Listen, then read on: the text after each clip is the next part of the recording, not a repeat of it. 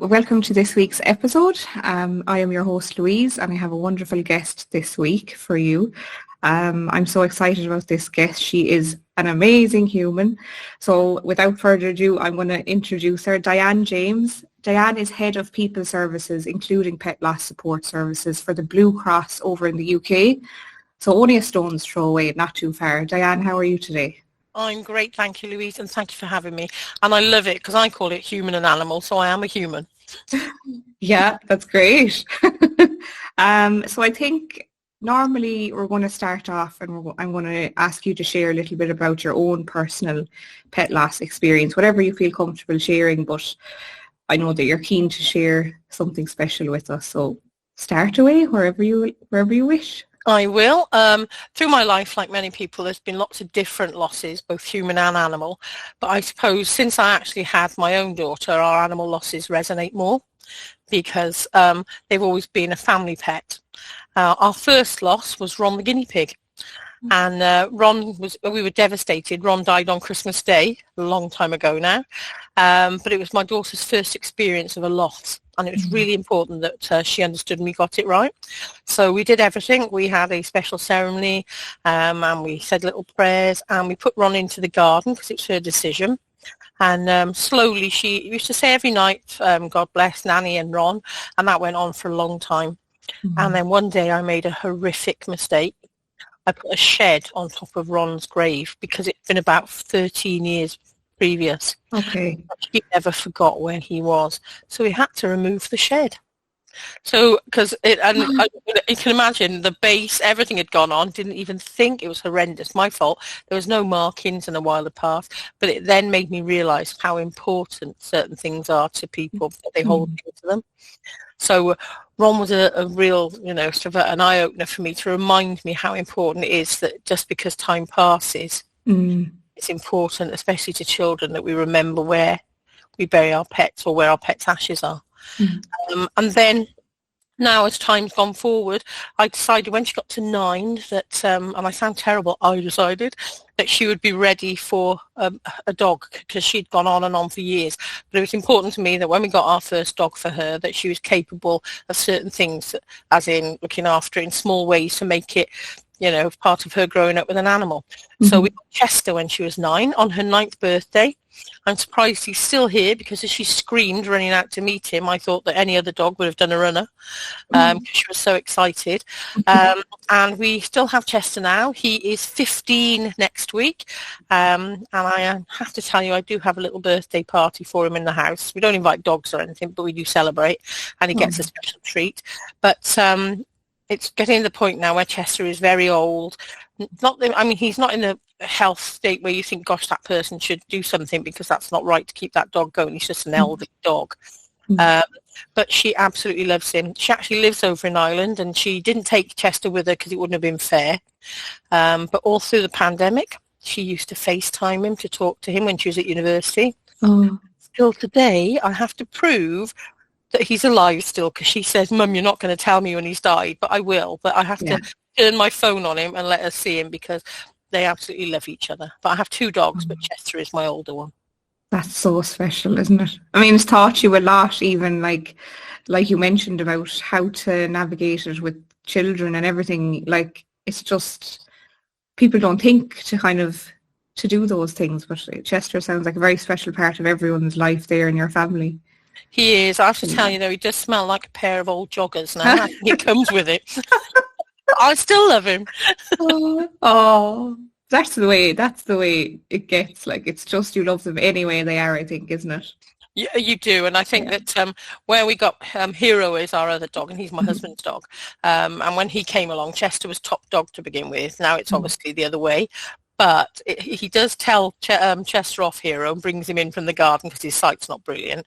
But they love each other so much, considering that they're different breeds, different everything. They are. I call them the James brothers because when they get together, they are naughty. Oh, the James brothers. That's cute. So obviously he's 15, Chester. So the anticipatory grief might be surfacing for some of your family. How do you kind of navigate that at the moment? Well, it's a strange one, this. We actually got Hero, who's now 9, because my daughter Lucy kept saying, when he dies, because the anticipatory grief kicked in years ago. Because all his brothers and sisters died at 5 and 6, so she was anticipating he would go. Okay. So she kept saying, we need a dog that's a crossover dog, so that when Chester goes, we have one ready. So I kept saying, no, we don't. And then a couple of years later, I gave him. Chester is now 15, Hero is now 9. I think Chester may outlive Hero at this rate.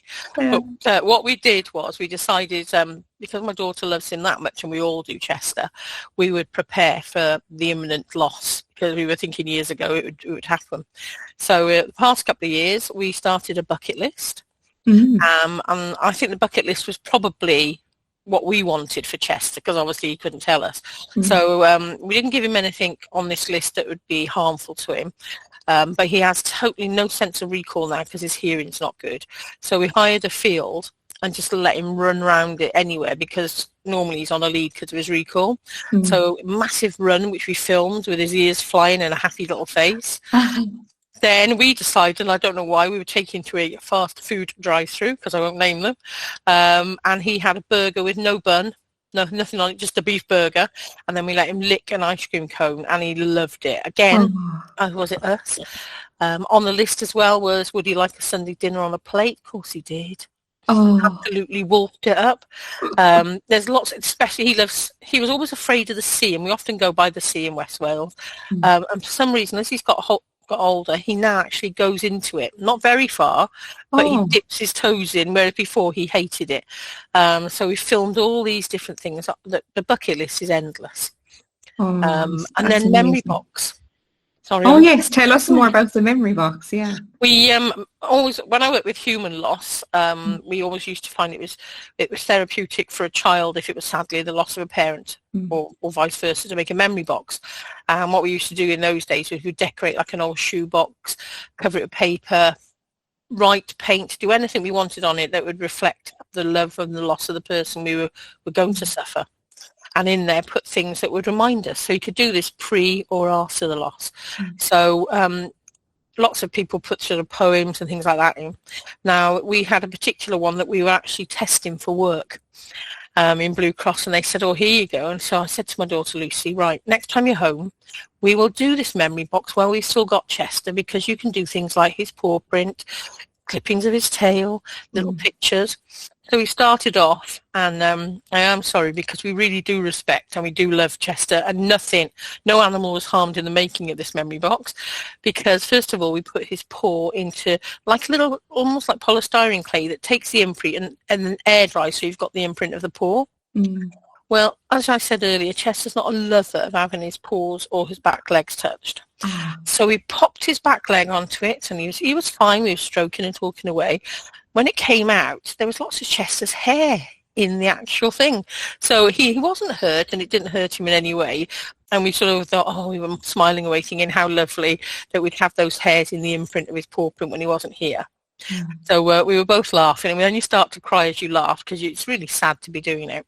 So I then said to my daughter, who I have to tell you is 24 this year, very educated, bright girl, loose, trim a bit of Chester's tail and pop it in that small bottle so that we'll have a reminder.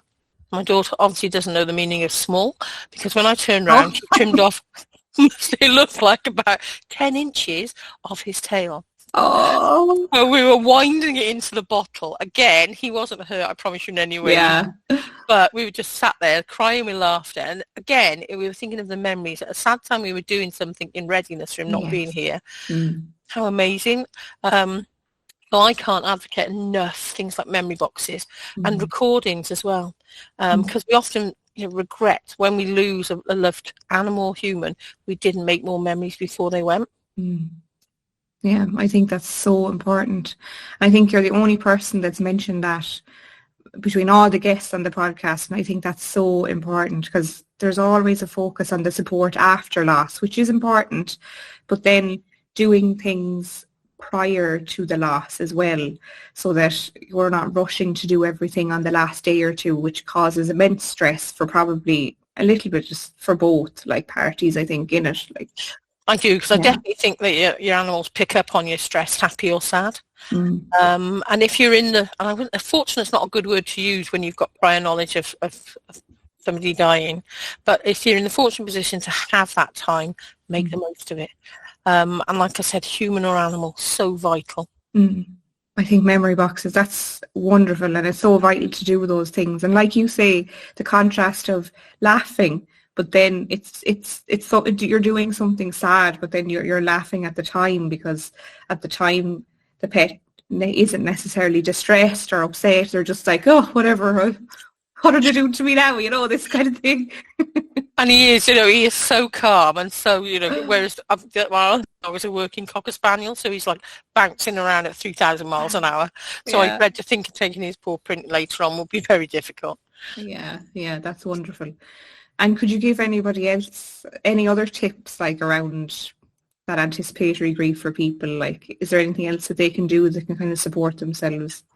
Do you know, we're all different, and I know we always say we're all different how we grieve, but even anticipatory grief, the saddest thing of all is we start to mourn before the loss. And I totally understand that, but it's so vital that you don't regret what you later on, what you could have had. And it's easier said than done, because once somebody says to you that, whatever time frame, or if your animal needs an operation, then we don't know if you'll make it, of course you're going to worry, but it's so important that you enjoy what the time that you've got left, or making the memories. And again, it's easy to say, because we will all see it differently when it happens, sadly. I know, and it's so individual, because it just depends on so many other factors that are happening at the one time. So yeah, I hear you. That's good. Anything else you'd like to share about your pet loss experience, or anything that you've learned from it over the years, or anything like that? Gosh, there's so much. I mean, I started with Blue Cross 12 years ago. And I think that not only as an organisation, but I think vets and actual animal after death body care, everything has moved on massively. It's sort of things that years ago where people didn't really understand, or they made fun of it. Now people understand how much the impact can be on a person, a family, or the environment it's in when we lose our beloved animals. And that can encompass anything. We always talk cat and dog because they're the most popular, but it can be absolutely anything. We get lots of horse contact. We go from chickens to stick insects to carp, you name it. If it impacts that person because they have that love for them, who are we to not understand? Yes. And anything, small furries like hamsters, rats, absolutely anything that people are bonded with. So I learned over time as well, where we all tend to think of a nation of cats and dogs. It's bigger than that, and the impact is the same on everyone. But my one wish was the vets have come on hugely as to how they understand the impact, as to sympathy cards, candles in the vet practice to let you know sadly an animal's been euthanized, separate entrances. We've worked with different organisations where the separate entrances for dogs and cats, so that at the end of life the owner can go into a separate room, the animal's not distressed. Being there with the animal, people often say, how do you feel about people being with it? It's your own personal choice. Some people can't handle it, and we have to understand that, and other people say, gosh, that's so sad they couldn't be there, but it's too traumatic for the owner. And then other people sort of, really want to be there and totally get those last moments of that animal's life. So that's moved on hugely. I would say one area that frustratingly is just slowly moving along is employers understanding the effect on an employee. And, I totally understand that we're not in all a position to give compassionate leave. I get that totally. We don't even get it right with humans, so we struggle to get it right with our animals. But it should be that we should be able to be honest, let the people that we work for know that, the relationship you have with our animal, if they need to be euthanized, we need time to take them if they're ill. So that, I suppose, the biggest thing for me is employers understanding that bond between a human and an animal. I think that's definitely not progressive here in Ireland yet. It's great to hear in the UK that it is, but I really feel that for some people that are employed and working, they really have to hope that their boss or their managers or supervisors are pet people or animal people, because like if they're not, it's going to be very hard to try and communicate that without that judgment and fear and upset. And I mean, I went through it myself, and it was just, you just have to push it down. And if you get upset during work, yeah, I was laughed at, I was said you're ridiculous, you know, there's things like that. And I know a lot of people listening will feel that way, but what can people do? Can people try and suss out who in the management are animal people, or do they just have to be totally honest with their boss and say, this is the way it is, and I really need some, you know, even if they have to take their own annual leave, because there isn't really any compassionate leave for pet loss over here. But how do you think that they should approach it? I think if you're in an environment where it's a caring employer, and they understand, because I mean most of us will talk about our animals the same way that some people will talk about their family, so they would they hopefully would understand. I think we should be able to be honest without any ridicule. And I totally understand that they're not going to be able to give us paid, or maybe they could give us some unpaid time off if they were able to, but if we were honest with them and they let us use time, unpaid or paid, I think that would go a long way to making the animal people ourselves a lot happier. I mean, I'm lucky in my workplace because it's animal welfare. We get that, and we all totally understand. But you know, that's really unique. So and also you'll know your employer. So if you feel you can't be honest, which is so sad, we don't want to make the situation worse for you. But it's, you know, if we're all honest, hopefully it will move it on more. Yeah, because nearly it's a case of nearly, if you know that it's not going to be received well, then maybe protect yourself a little. And I know some people have to lie to get some time off, and I know that that's not really great, but if it saves more hurt that you know is kind of going to come towards you, maybe that's the best thing that you can do if you know deep down that it's not going to be understood. Like, and you know something, we hear that all the time, that people have to ring up or they have to contact their employer and not tell the truth because they know that it might be ridiculed or it won't be understood, and sometimes people are fearful for their employment, and that's so sad. And you know, people need to realise the impact is huge on every single one of us. Yeah, it's so huge, it's so valid, and I think unless you've experienced it and have had that deep kind of bond and connection with an animal, I don't know, it's very hard to try and explain to someone that hasn't. But yeah, I think that the services that you provide are incredible, and I know that the confidential phone lines are UK and Northern Ireland, but tell us how people outside of those areas can get in touch as well if they need support. I will. We do have, everything that we do is free, but sadly because of the difference, it almost feels like you live abroad, which is daft. There would be a charge if somebody called from Southern Ireland. So we have free services in that we have web chat, we have email, and we also have a closed Facebook site, whereby people can you know, go through and get advice or support from people on there. If people go onto the Blue Cross website, bluecross.org.uk, they will find a link in there to go straight through to the web chat. There's a little icon. Also the information for the pet loss support email address.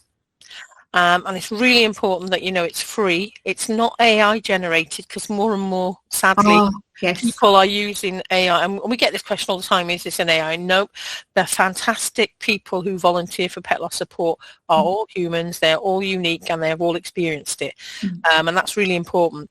I mean, out of hours, when we open 8:30 to 8:30 every day of the year, out of hours you'll get a message, and it may be in the future, if somebody needs us, that the little chatbot might say we're closed, but signpost them to Samaritans or crews or anybody that they need that might help them in their moment of need. But we will always be there, because the human touch is something that you can't not have at a time like this. So yeah, definitely, it's all there, it's all free. Over 30,000 people a year now contact us throughout the UK. Wow, that's unbelievable. But the most, the nucleus of all, the most important part are our volunteers. There's over 500 of them, all home-based, all around the UK. Sadly, and we don't have enough male volunteers because for whatever reason, it's not always for people to do. Would love more men, which doesn't sound very good, but it would be great to have more male volunteers. But they are absolutely phenomenal. We could not do what we do without those people who, with some great ones. Yvonne lives over in Northern Ireland, and Yvonne's been doing it for years and years, and she has perhaps the kindest person I know. Oh. And she's not alone. We have Patricia in Scotland. We have Marion over in Hertfordshire. There's loads and loads of them. Andrew is one of our fantastic gents. They all, absolutely every single one of them, care about the loss. And when we talk about loss, don't forget it's not only the sad loss by death, but our animal is stolen, is lost. Relationship breakup means that we have to decide who gets the animal. A child moving to university. All these things can be losses, or need to rehome, or you're ill. So even those types of things, we're always there to support with. Yeah, I mean, those are really impactful, because I would guess with the housing crisis and everything that's happening, that like a lot of places don't accept pets for rentals and everything. That must be like people having to rehome their pets. That must be horrendous for them as well. It's getting a little bit better because the government is changing things slowly. Okay. It's a long, long way to go on the housing and pets. But the biggest thing we find at the minute, and the saddest thing, is people can't afford to feed their animals. And that is something that I never thought I would ever hear. About 2 years ago, we used to get calls then people needed to relinquish because of the cost of vets, but the most increasing number was due to not being able to feed. It's awful. And that's when we started our pet food banks as an organisation to support people. But it is, and so that's really, it's even sadder when there's things we can do to help people and pets stay together. As a nation, that should never happen. And the pet food banks, that was definitely a project that was you were so passionate about as well, Diane. Like, how did that idea come to you? Just like, that's a bit like, obviously with everybody calling in and saying that they couldn't afford to feed their pets, and I don't know, I'd often be wondering, we were talking a few days ago and I was like, how do these lovely, amazing ideas pop into your brain at different times? But it's amazing. But I have to say, all credit to everyone in the charity, because there's fantastic people behind all the work that we do. But the pet food banks was because we started to get more calls, started to think then it was a crisis that would only be short term, when in fact it's growing. So in our Blue Cross sites in the UK, we have hospitals, we have rehoming centres. What we did was we started up our own pet food bank so we could give clients who came into those. And then it grew where we started up a partnership with an organisation in the UK. It's a company called Pets at Home. And we partner with them because they obviously sell pet food. And now we have 459, probably change again by tomorrow, pet food banks that we work with all around the UK. They can be as small as a fridge in somebody's back garden to as massive food share or Trussell Trust type of organisation that now gives out pet food. But it's a big thing. It's sadly getting bigger than need out there for people. But it's really, really important. Obviously we do dog, cat, sometimes a bit of small animal. We looked at horse, how would that work? But the bags were so big, how would you accommodate? And then obviously there's a lot more goes in. You've got to be so careful on what you feed certain animals so it doesn't impact on their well-being. Horse is a lot more complex. Even with dog and cat as well, you have to sort of talk to people about the best ways to change their food. But we have, sad stories of people who give their animal their own food rather than.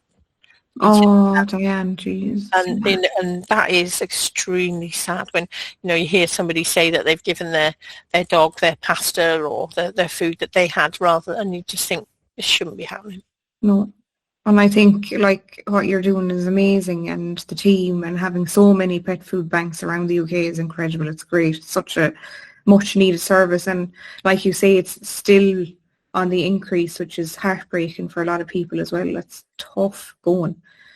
Would you say with all of the amazing volunteers that are scattered around the UK and Northern Ireland, I know it might be hard to kind of pinpoint what would the most common reason people ring? Would it be prior to loss? Would it be post-loss? Or what do you really feel? Definitely post-loss. Okay. Because often not enough people don't know that we're here, and it's a free service. Mm-hmm. We often do these different polls and surveys, and I think it's something like 20% of the country know that there's a pet loss service there for them. Mm-hmm. I think, we work closely with vets, pet crematoriums, any organisation that would be involved in animal loss to let them know that the free service is here. Mm-hmm. Definitely post. And then we tend to, somebody will only contact once because it's not for everyone. Okay. Or it might be they contact for a while because they're really struggling. Mm-hmm. And often we'll have to refer them or signpost them to other agencies, because it's not always the loss of the pet that's impounded their grief, and it can be an awful lot of other things, financial, relationship, GP might need to be involved. So again, we might refer to that. But again, it could be an anniversary, a birthday, anything that triggers and their emotion, their grief off. It's really important that people know we're there. Sometimes it can be the lowest ebb of a person's life, and that's very sad. Oh, totally.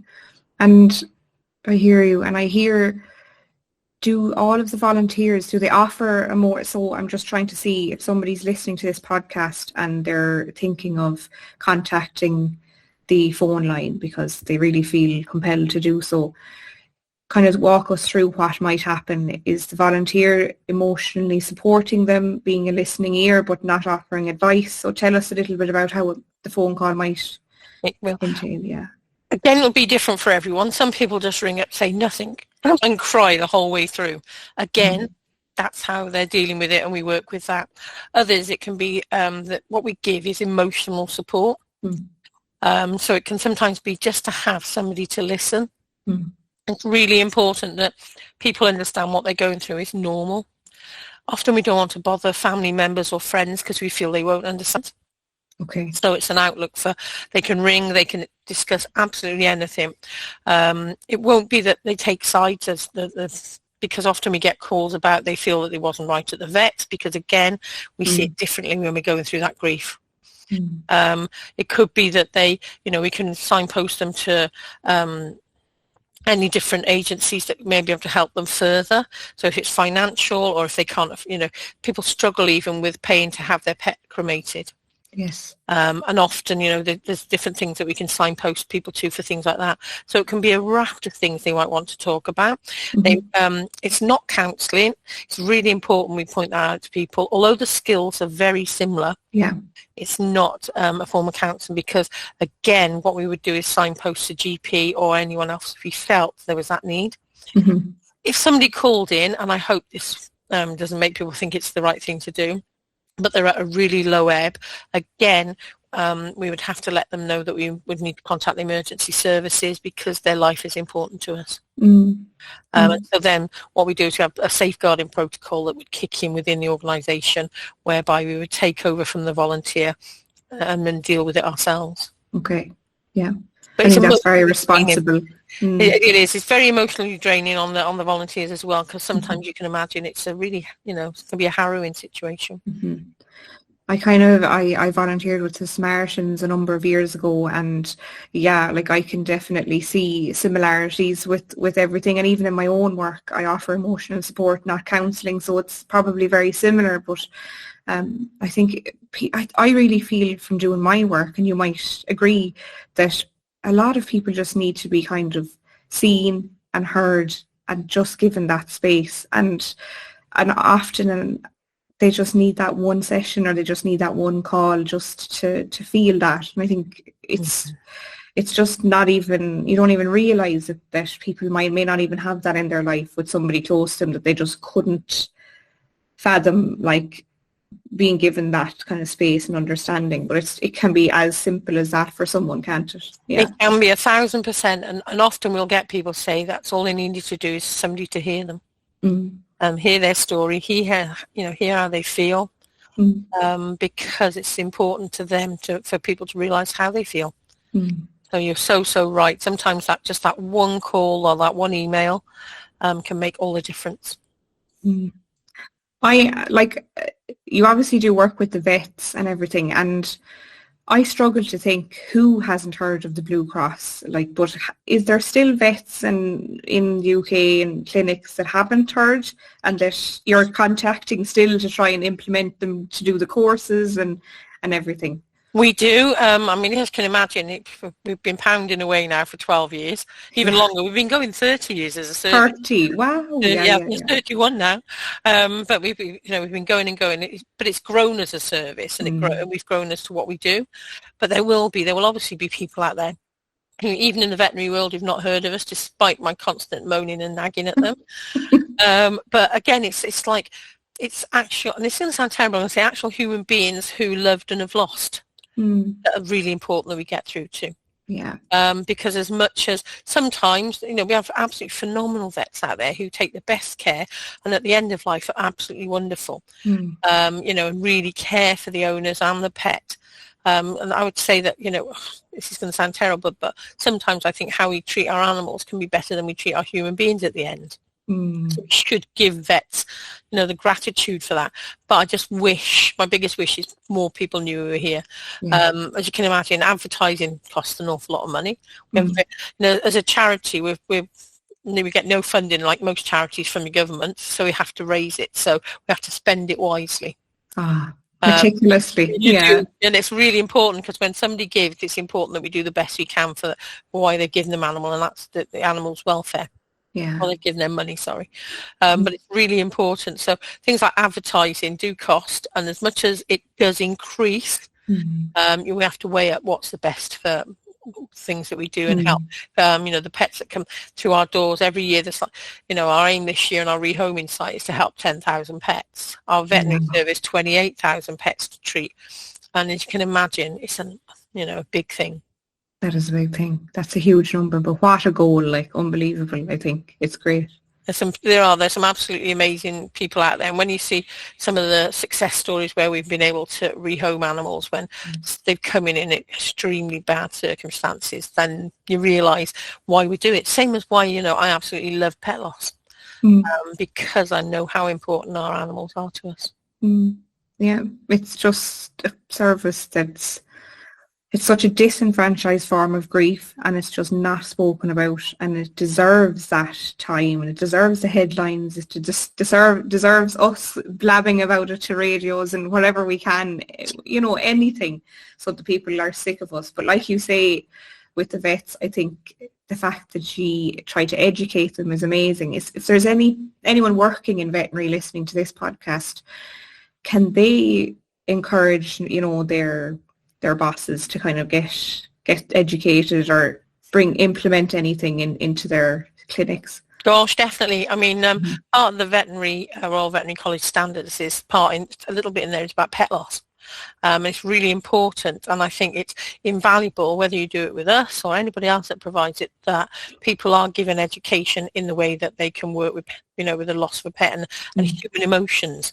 It's so difficult to actually respond to somebody if you're not aware of how you can talk to them, work with them, the things that are on offer. And it's very different when we go through our own losses to someone else going through their loss. We might appreciate how they feel, but we'll never walk in their shoes. So I definitely think that anyone out there, whether you be in the veterinary world or whether in the pet crematorium world, grooming, anything at all that works with human beings who love animals, please, pet loss is so vital. To undertake, there's courses, there's webinars, the team do bespoke things, absolutely anything at all, we can work with you. And even if they're not in the UK, can they still kind of do, They can. Our course is e-learning based, and it's not one of these where you just get a quiz at the end and they're actually marked by tutors. So you get allocated 12 weeks on a course to complete it. You do written pieces of work, and believe me, for anyone listening, they are really hot on things where people have AI'd the work, because even that is coming in. So it's really important, because it's human compassion and emotion. So it has to be real work. So it's an excellent course.